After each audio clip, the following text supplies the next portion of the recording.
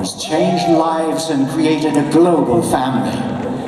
The story, the battles, the music, but above all, a fantastic cast of characters enchanted fans around the world. Today, here at Salt Lake's own FanX, let us recall some of the adventures that befell one truly beloved character.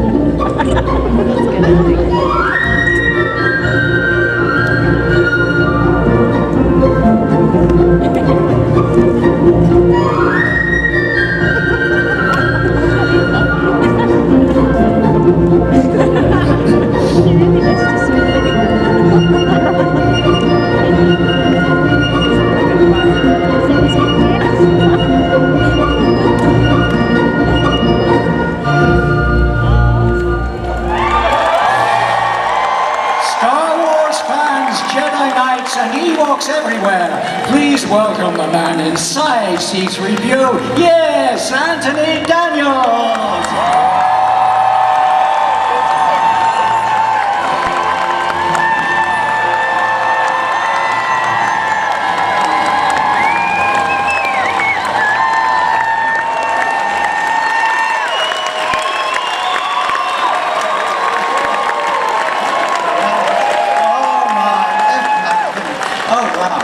Stay with me, it's a long walk. Here we go. Well, what a lovely welcome. Can we just do that again? I'm going to walk to the center and action. Thank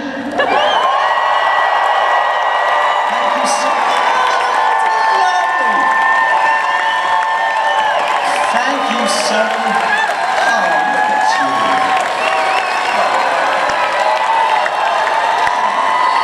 That is so good.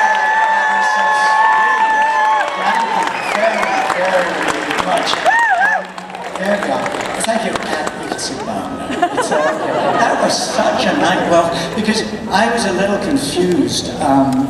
There are so many actors at this event. Huge. It's probably the biggest show I've ever been at. Some of my favorite people are here. Susan Sarandon, Mel Gibson, and just dozens of other people. But they weren't in Star Wars. So they don't really count. Okay, because there's every genre here, whether it's, I tried to say Star Trek, that's here, you know. What's that film with the hobbits in, you know, are you a hobbit? Would you stand up? Okay, there's a little camera, if you look over there, look behind you. A bit more, look, there's two funny men there. You're such a professional, thank you. What's your name? Penelope. And what a lovely name. And you're Lord of the Rings fan? Oh, and Star Wars fan, she said. Yes, okay. Okay, Penelope, just sit down for a second. Has anybody here not seen a Star Wars film? Anybody? Anybody not? Where? The little girl, okay, what's her name? Jacqueline. Okay, so Jacqueline has never seen a Star Wars film.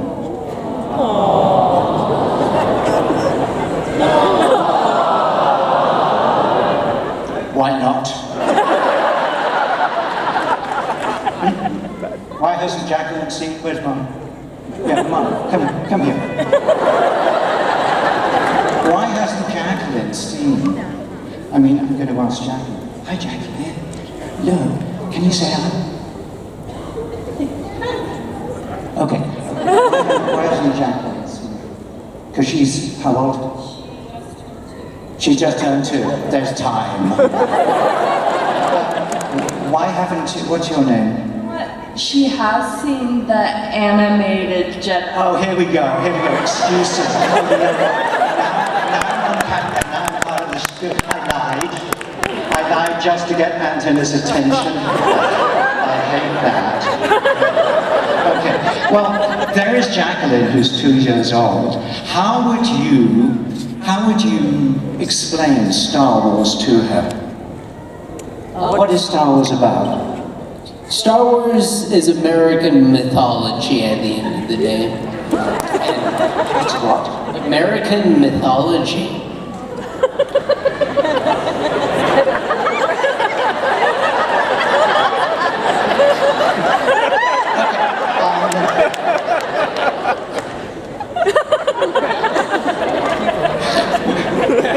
What is Star Wars about?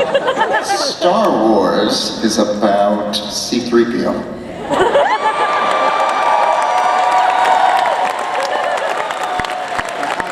What is your name? I'm Ryan.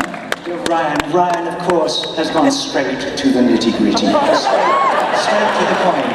Star Wars people go on about the Force, lightsabers, battles, and all that kind of thing. Star Wars, as Ryan perfectly honestly says, it is about a golden droid who, for 9 films, is bullied and humiliated by all the humans, and I want them to die.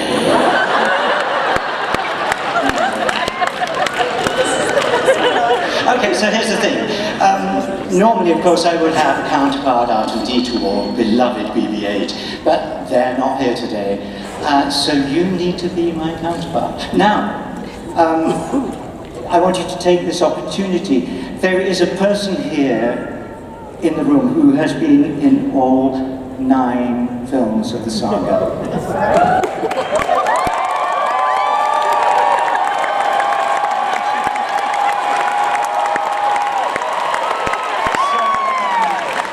So please take this opportunity to ask me a question, because this is probably one of the rare moments that you could do that. But of course,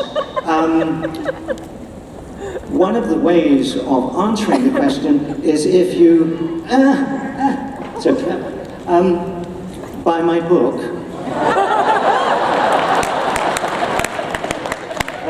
I am C-3PO, the inside story. Can we get it closer?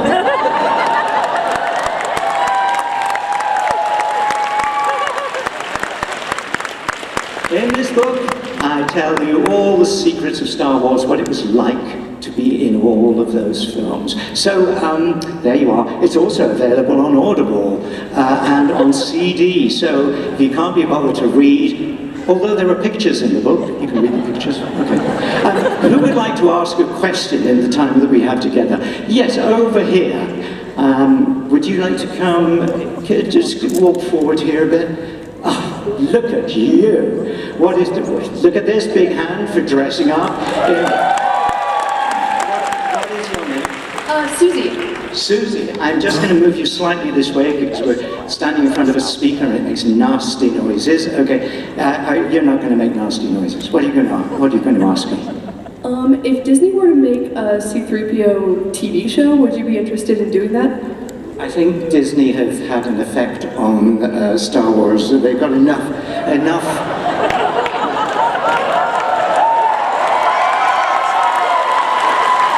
Some things are sacred. It occurs to me there has been a whole raft of Disney things, and I've been very lucky. I was in Ahsoka the other day. Anybody see Ahsoka? Pinnacle of my career. Just saying. I mean, 3 years of drama school, you know, and I end up, anyway. Disney have got plans for all sorts of places where 3PO doesn't appear. Certainly a TV series would be interesting, but only if I was doing it in motion capture. The idea of doing it day after day in that suit, absolute nightmare. Thank you very much for your question. Wow. Okay. You, stand up. Just, I'm married, it's okay, you know. What's your question? What's your opinion on Luke from the 8th film? On who? Luke. On my opinion on Luke? What do you want me to say? kind of one of the most difficult characters to play. There is Mark Hamill back in the day, and you know, he's the blonde kid, he's the hero, and who's he acting with? A gold robot, a little blue box, a Wookiee, what else? A man with a breathing problem who says he's his dad. It's incredibly difficult to act with these things, and Mark, you know, did extremely well, talking blithering dialogue. Nobody understood what was going on, and Mark did it with great sincerity. And I used to say to him, you know, when I'm in the scene, you don't need to act because I only got to move a bit, and the audience's eye is just attracted to things that glitter, and I can screw up your performance just like that. So my opinion of Luke is that he is an immensely important character because he is the person that carries you through the story, the hero, we all know about that. So he's the most important person apart from C3PO. Who's got a question? Yes, young lady, stand up and walk this way. Well, you know, you do your own thing. Here we go. And what is your name? Amber. Amber, and what's your question?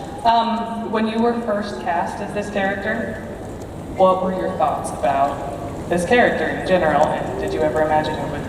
Well, in my thank you, Amber. In my book, did it? Yes, I did. I told you. Even the cameraman's laughing. He's like desperate or what? In the book, what I wrote called "I Am C3PO: The Inside Story," I do talk about how I wasn't in the least interested in meeting George Lucas for the role of a robot in a low-budget science fiction film. Really? How bad can it get? My agent made me go, I like George, and it was Ralph McQuarrie's painting, as I describe in the book that I wrote. So then they gave me the script. Every time I turned the page in this, I liked him more and more, because he was so different from Luke. He was an incredibly sort of straight and little boring character. You know, he just had to be nice, didn't he? Don't you think he just had to be nice? You know? Yeah. But clearly. So he had to drink blue milk and all that, but that's about as tough as it got. And I had nothing to do with the character at this point. It was all George's work. He had written 3PO, a character programmed for protocol and etiquette. On Tatooine, for heaven's sake, when, you know, nothing but sand and garbage and all that kind of thing. So it's a very clever piece of dramatic irony that you put somebody out of place, it's always a drama, and then to give him R2-D2, another dramatic ploy. And the conversation between them in the script was amazing. 3PO says, you know, where are you going? And then he said, R2 beeps a reply, Lazarus responds and makes a rude noise, and 3PO says, how dare you? And so it went on. I was enchanted by the script, and it got bigger and bigger over the 6 months of it. Are you still with me here? I'm saying a lot of what. How are you doing? You okay? Okay. And so to answer your question, which I've totally forgotten, how do I feel about the character? I love the character. Simply love that character. We all love him, don't we?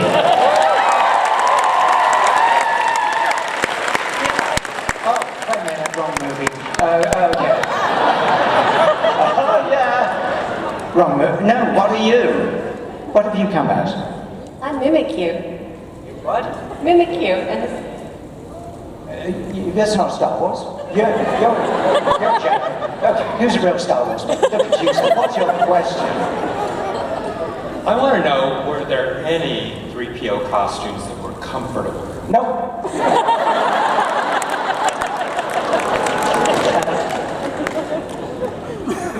my name's Emily. Emily. I was in Solo, wasn't I? Is that where I played something else? I can't remember. Sit down. Emily, what do you want? I wanted to know if you and Shmi had any adventures after little Anakin left. Rumors are entirely untrue, and I didn't know.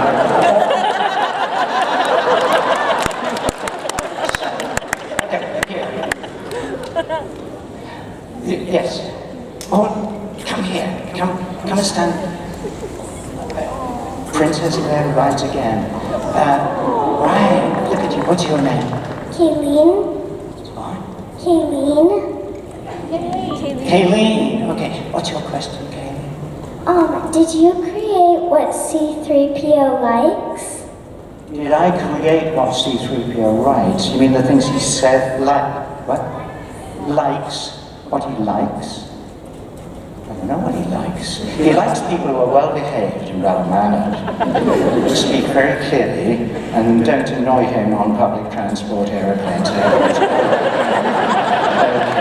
He doesn't like people who drops litter or anything like that, or who are loud. Okay, that's what he likes. Thank you for your question.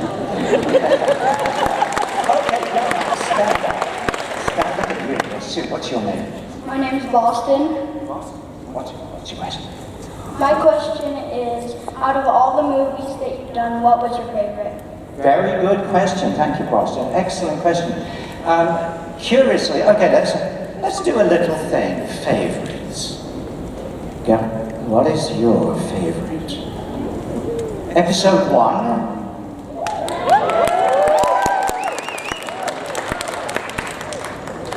Really? Episode 2. Okay. Episode, wait for it, 3. Episode 4.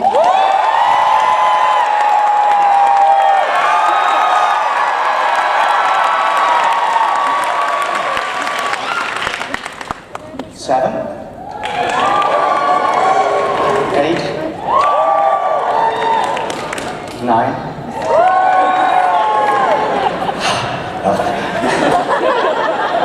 Curiously, my favorite was actually episode 4, the very first film. And that, and the reason for that is it was a very simple story. You had Luke, thank you, who was the hero who comes from nothing, he's a farm boy, becomes a hero. And he meets people on the way, the classic journey and all that kind of thing. And then you have a bad person called Darth Vader. At that time we don't know it's his daddy. Yes, I am your... Oh no. And so on. I understood it.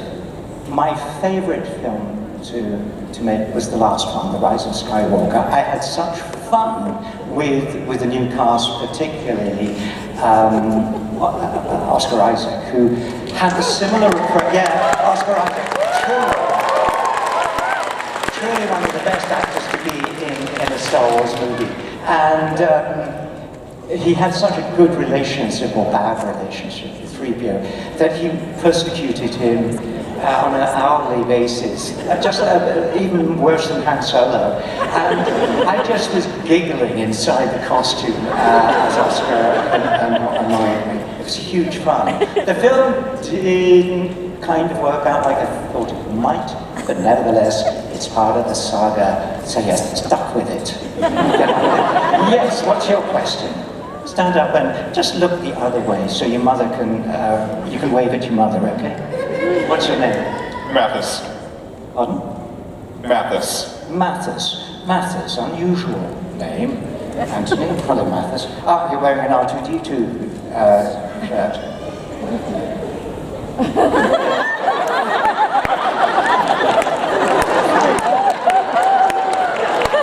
It would have been more polite to wear a 3PO, at least on the back. Yes, Princess Leia here. Yes, when you're ready. We only have a short time. Okay, what's your question? My name's Lisa. Yeah, I didn't ask you your name. Just because I asked other people their name, I could ask you the name. So let's start again. What is your name? Lisa. Still? And what's your question? Was Carrie as wonderful as we all think she is? Harry used to drive me nuts. Because at a convention, there are people coming in. We're going to have to start again. At conventions, Carrie would often be at a table next to me, near to me, whatever. And as many of you who had met her, you know what she used to do, don't you? It's the G word. What? Glitter, yes. You would say glitter. It doesn't work for me. She would throw glitter on everybody, and people would arrive and they put glitter on me. It was her way of extending the experience of meeting her, but it used to irritate the heck out of me. On the other hand, she was a delight, a joy, a generous, thoughtful, sensitive, highly intelligent person who always worried about. Well, it all started in the scene where Luke has just nuked the Death Star in episode 4, my favourite film, and I think it's in the book, because I said that. And when she was running with me at the back of the big warehouse we were in, car park, Luke had just landed in an X-Wing, and we had to run from the back and come up and congratulate him with everybody else. And she was running, and I realized, I could see her, she was holding herself together, and so we had to stop whilst they wound crepe bandages around the top part of her body, because they were too much wobbling about. How do you sign language, bobbling about? Oh yeah, can we see bobbling about? Oh.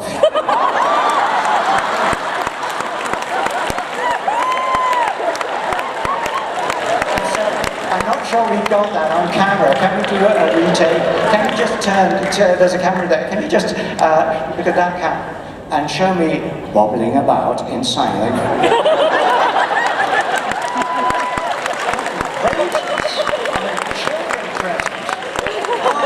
I'm so sorry. Sir, in the dark glasses there, can you stand up and I will... No, I don't want your name. What is your name? I've got a name. What? Okay, what's your question?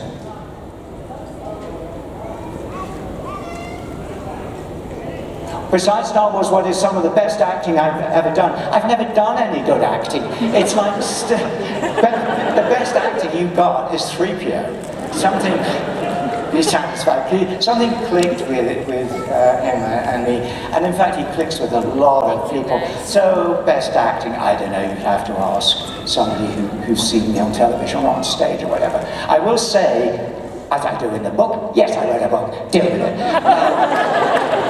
2 weeks before I was on a planet, Tatooine, but it wasn't really Tatooine, it was a dump, Tunisia. It was awful, awful. 2 weeks before that I'd been on stage every night in a play called Rosencrantz and Guildenstern Are Dead. Anybody seen it? Do that again in a nanosecond. And here's the strange thing. For those who don't know R&G Are Dead, Rosencrantz and Guildenstern are tiny characters in the play Hamlet that was written by a very famous English person. Just saying. You see, it's not all about American myth, is it? There are some very classic tropes that have nothing to do with America. America was created sometime after Shakespeare was doing his doing. Okay, just saying. And it was crazy because a few years later I realized these two characters, R&G, are battered about by events in the world, by monarchs, and they're mistreated. They have no say in their destiny. They're puppets. They're just shoved along. They're pointless. They're worthless. Nobody will care if they die. And here I am, curiously working with a box and making people believe that this silent thing is having a conversation with me and I'm talking back. Because on the second day, finally, I say to George, it's very difficult. You didn't explain that R2 doesn't speak. Huh? Okay, well, it would be great if you could make a sound to say that I've finished my line. Could you like go beep or something? Oh, sure. So we started, and I remember the scene. Up a hill. Wait a minute, where are you going? Oh. After that, I was on my own. I used to write out the dialogue for R2 so that I could, in my head, know what I was doing. And it was about 5 years later, I realized that R2 and 3PO are Rosencrantz and Guildenstern. So somewhere in my head, I had got this connection, and I'm very proud of it. So thank you for the question. Another question? Yes.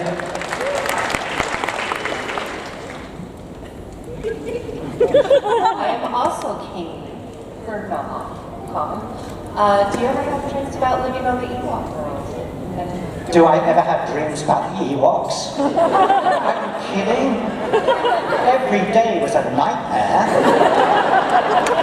They had almost as poor a vision as I did, because I could only see directly in front of me.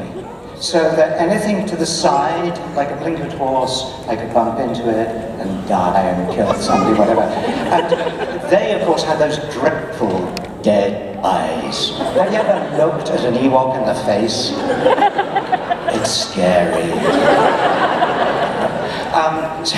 So one day in the village, where of course I was a god, just saying, could you just do that thing again? Because it will haunt me. So, what was it called? Could you? The wobbly, yes, the wobbly thing. Yeah. I can't remember.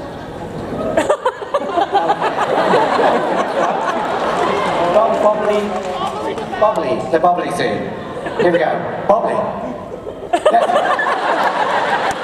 What was I saying? I was saying something. Oh yes, I was a god. So I explained to them that their terrible eyesight and my terrible eyesight, we had to do everything as rehearsed. And this is, I spend much more time on the set rehearsing where things are, where somebody's going to be, because otherwise it would be like, oh, where's Han Solo? Oh, there's Han Solo.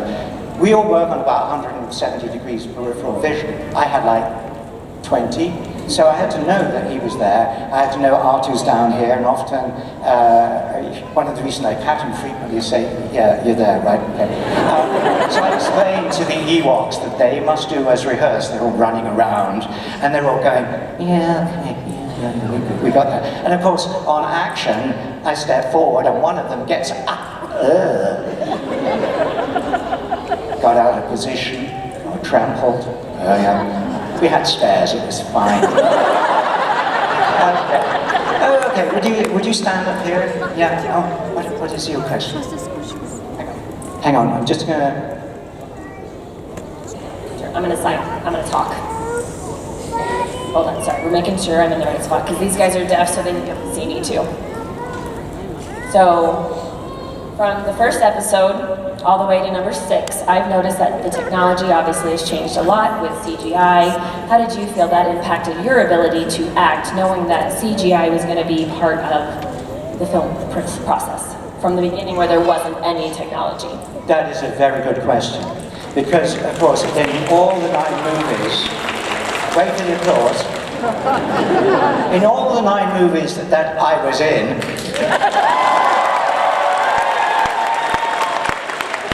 the technology changed immensely. One of the things I really liked was in the first film, you could do a lot of the stuff at home. R2-D2 was often on a wire being pulled along, or there was 2, one there and one over there, and the camera didn't realize that you realized that it was just say they're traveling along.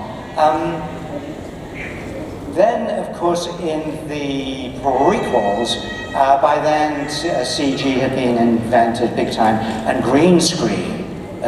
So a lot of the time in Australia on the set, we had nothing but a floor that changed. The rest of it was green or blue. And that kind of got, it may have been efficient, but it was very boring. Because one of the things I love is the technology, where people, artists, really create the scenery that you're watching. So you didn't have that. Anybody know why you changed the floor rather than, if you're not changing the walls, why would you change the floor on a CG set? Go. Changing the setup? I don't know. Why would it be a good idea to, if it's a rocky floor or a painted floor, why would you change the floor? You think I'm going to ask Jar Jar Binks, are you out of your head? Stand up.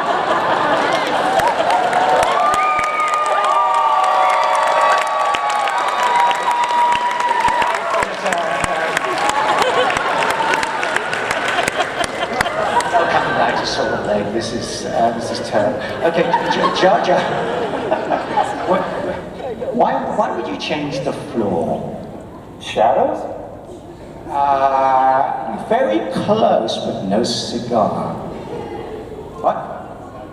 Not the sound of the footsteps. They were put on afterwards, idiot.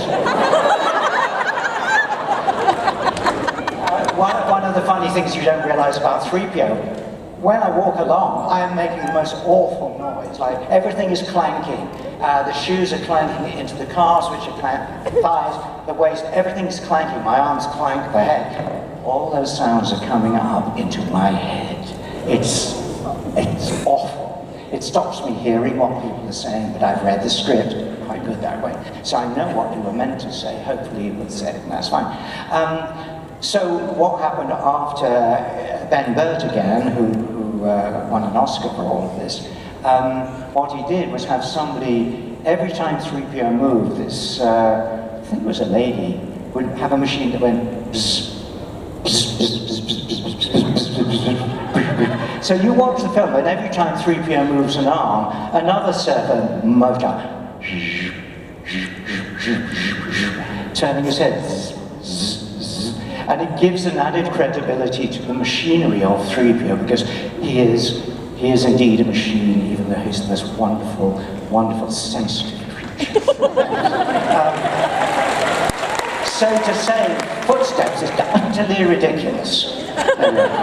Okay, the reason, the technical reason why you change the floor is it's much better to have somebody who's actually standing on the planet. Often you'll see in a cheap, low-budget movie, people are slightly hovering over the surface, and it's very unreal. I'm amazed, Jar Jar, oh God, the face.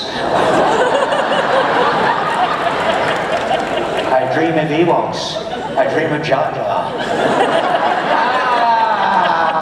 Now another question from here, from young lady, please come here. Yeah. Okay, what's your name? Jude. Jude?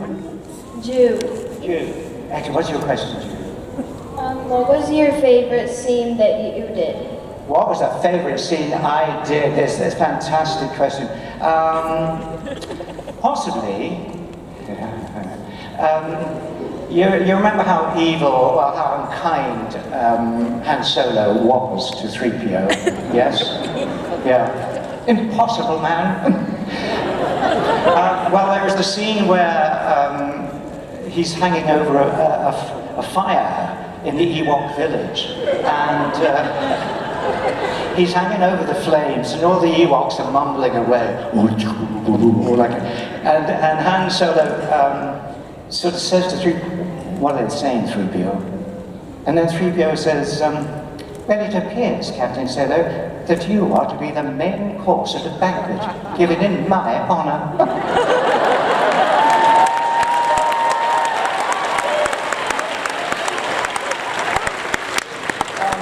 So that was truly wonderful. But actually, if you follow on from that, somebody asked me what my best acting was. There is a scene shortly after that I'm immensely proud of, and I want you to watch it, because I'm explaining or asking the Ewok, chirp or whatever, you know, which way to fuel generator, and Han Solo comes in and taps 3PO on the shoulder, and 3PO turns around very politely, listens, and then goes back to the Ewok and is talking.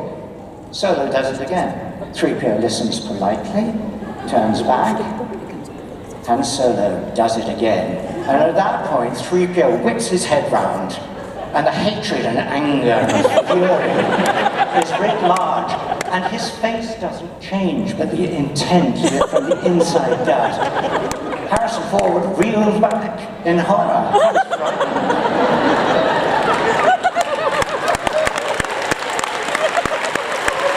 frightening.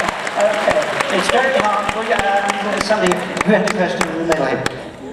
Okay, you sir in the ugly shirt. I didn't mean that. Oh, go on. Could you call it? Just say it to me. Your name is Daniel Anza. Are we related? Are you my long-lost brother? Do you have a mole on your left shoulder?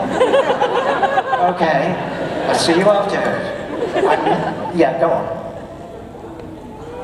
Did my arms get tired? Everything got tired. Are you crazy? In that costume, one of the problems with the suit, and look, nobody had ever tried to make this kind of suit before. Oh, I'm on television, look at that, isn't that great? I used to have hair down to here, there we go. Yep, excuse me, it's my show, stop waving at the camera. Just saying, what was the question? Did my arms get tired? One of the problems with the arms is because to make it look robotic, if you look, there's a space here, and that meant that my arm was always like you putting on the back of the chair. And as I say in my book, what I wrote, at one point I began to lose the nerves in this arm because they were getting squished by that. And on the first day I wore that costume all day. It took 2 hours to put on. They weren't about to take it off at lunchtime. And I stood in the desert by myself whilst the crew went over there to have lunch and drink things and go to the bathroom. And I stood there looking at the desert, thinking, this is the first day, can I resign? Is there a local cab firm? We were in the middle of the desert. There was no escape for the droid this time. So I put up with it. The second day, I said, you have to take it off at lunchtime. I'm exhausted. I can't stretch my legs. I got to sit down. I got to eat, and I got to do the other thing. So the costume always, and you did not want to see my body when I took that costume off. Well, you don't want to see it anyway. At the end of the day, I was covered in bruises and scars and whatever. And then the next day, the thing would hit me in the same place. So can we have a big for this pain and suffering that... Okay, thank you very much. Would you stand up? What's your name? I'm Taya. Taya, what a lovely name, Taya. What's your question? What's your favorite type of bread?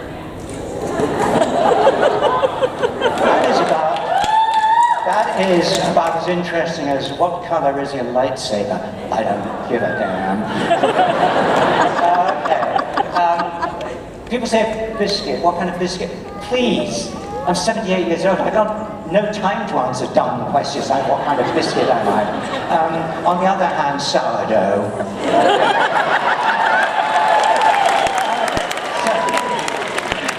So somebody, sir, you look very academic and rather grown up, and I'm sure you have a highly intelligent question as we come to the end of this wonderful session. What is your question? What's your name? I'm Stephen. I'm Stephen. Oh, actually, your name is Stephen. I'm Stephen is a very funny. What's your question? I'm Stephen. We know in the movies that C-3PO's memory was wiped, but R2's was not. Is there any reason he didn't tell you what happened in 1, 2, and 3?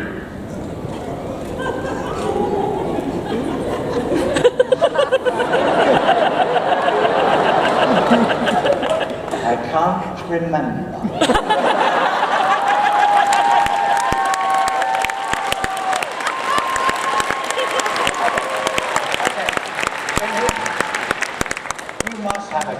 Stand up, just so you can be on camera in this group.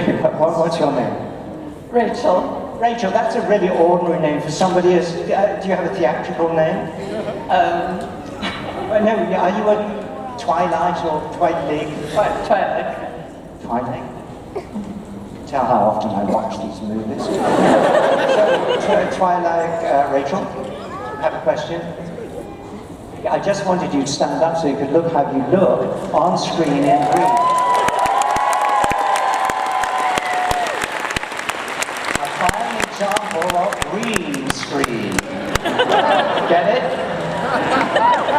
I'll explain it later. Right. Is that it? Sit down. Okay. So, here you go. Yes. Was you worried about gaining weight and being replaced for the suit? Was I worried about? Listen, in that suit, the only person that suffers is me. Seriously. And often the food on the set was wonderful, but I didn't eat it because I would suffer. I would not be able to breathe. I would die on the floor, and nobody would notice because no, you can't see my face. In production, I am really quite disciplined. I'm not in production now. So I love food, and yes, one of the rules of being 3PO is you have to be prepared, you have to learn the lines. Don't shoot, don't shoot. I'm being pestered by a jar. That is hysterical. I gotta admit I love the Jawas, but there we are. Yeah, it's one of the things you've got to be prepared. You've got to be fit, you've got to know the lines, please. You've got to turn up on time. We were talking about Carrie Fisher, weren't we? Timekeeping was not her best skill. Yes, I know we're coming to the end, and people are going to give me the fire sign. Anyway. A few of the actors from the movies have passed on. Have you attended their funerals, and how would you like to be buried? When you pass on. Thank you for that, right. This is a tough crowd.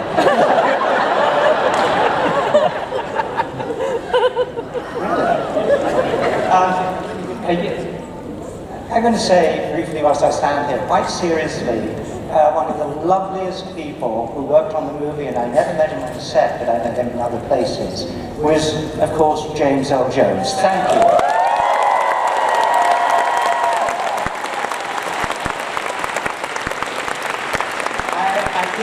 I don't tweet very much, but I did tweet something about, that he'd gone. But I did add the phrase, his voice will be with us forever.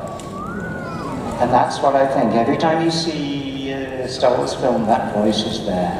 Had a special kind of timbre. If you ever met him, he did nothing but smile, grin. He was the loveliest person. Somebody did, on public media or whatever you call it, did say, it's time we wrapped Harrison Ford, Mark Hamill, Billy D. Williams, and Anthony Daniels in bubble wrap. I was very touched. I thought that was nice. Somebody cared, but it's all been going on for nearly 50 years, and time passes, things drop off, and all that kind of thing. So it's not unreasonable to say that we're not all going to be together. And you know what? In 100 years, it will all be the same. So I'm grateful to have been in this event. It's not over yet. But audiences come and go. Some people I've met today were there at the beginning, who saw Star Wars on the big screen, the original. That was magical. Some people, 2 years old, yes, haven't even seen a Star Wars film. They saw a bit of a cartoon. I don't think that counts. I actually love doing the cartoons because I don't have to be in costume. Seriously. But there I am in a studio, and there's a guy behind the glass thing, and there's people on cameras and screens from America and all this. I'm in London. And I'm standing there, and I'm doing the whole C3PO thing, and people say, I can see the costume. They see C3PO because I have to do the voice like that, otherwise it doesn't sound like 3PO. I can't sit there and go, it doesn't work. one of the best things I love doing, you will never see, was for the great idea of a Star Wars hotel in Disney, where you went on space for 3 days and it cost $6,000, and nobody went. So it did. But I did a scene, it was a whole drama, which I did with motion capture. It was brilliant. And I'm acting to all these cameras, and here I have a monitor that shows me 3PO doing exactly the same as I was doing. I was enchanted. But that's progress. And somebody said, you know, our friend here said, what is the progress in the technical side of it all? And I've seen it all, and heaven knows where it's going now. But the important thing is that when you make a film, you want somebody to see it. Actors are actors because they want to be seen. There's no point without an audience. Can you imagine if I just spent the last hour up here by myself? I could be arrested. So when Star Wars opened, there was no budget for publicity. Normally it's a huge budget. There wasn't any. Star Wars was a very low budget film. But people went to see it, and then they came out and they ran to their friends and dragged them back. And the friends dragged them back, and so it went on, and it went, as we would say now, viral. And you were part of that virality. And the great thing is, that film didn't have a number at the beginning. It was Star Wars. Then it became number 4. And we made 5, and we made 6, 7, 8, 9, you know the numbers. And that is all because of people like yourselves. And one of the things I love is that you make friends in the Star Wars world. You get together, you talk, some like Oxide, some like Jar Jar Binks. Teasing you.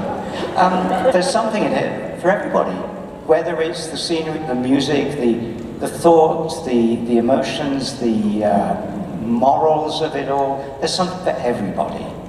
And I'm amazed to have been a part of it. I didn't want the interview for the job, and here I am nearly 50 years later, standing at the height of my career in Salt Lake City with you.